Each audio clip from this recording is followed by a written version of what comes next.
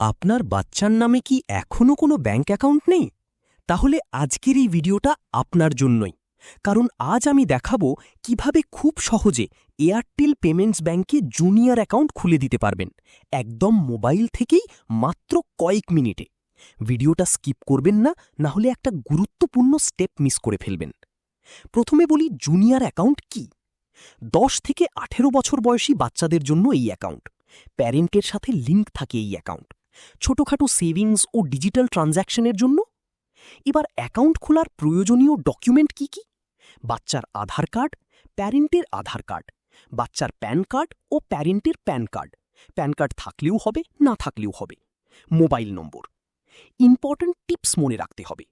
প্যারেন্টের অনুমতি ছাড়া অ্যাকাউন্ট খোলা যাবে না। প্রথমে Airtel Mitra ID log in করুন।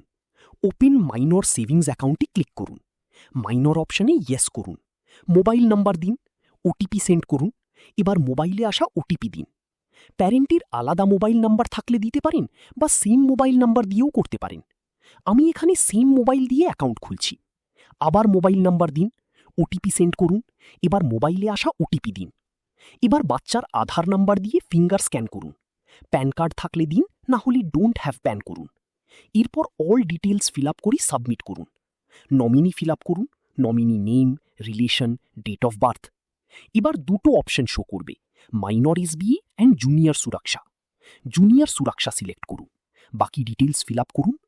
এরপর প্যারেন্টের প্যান কার্ড থাকলে দিন, না হলে ডোন্ট হ্যাভ প্যান করুন। প্যারেন্টের আধার দিন, ফিঙ্গারপ্রিন্ট স্ক্যান করুন।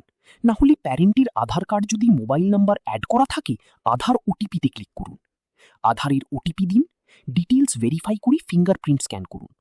ডিবিটি লিঙ্কে ইয়েস করুন। ফিঙ্গারপ্রিন্ট স্ক্যান করুন। আপনার ডিবিটি লিঙ্ক কমপ্লিট, আপনার অ্যাকাউন্টও অ্যাক্টিভ। আশা করি ভিডিওটি আপনাদের ভালো লেগেছে। যদি কোনো প্রশ্ন থাকে কমেন্টে জানাবেন।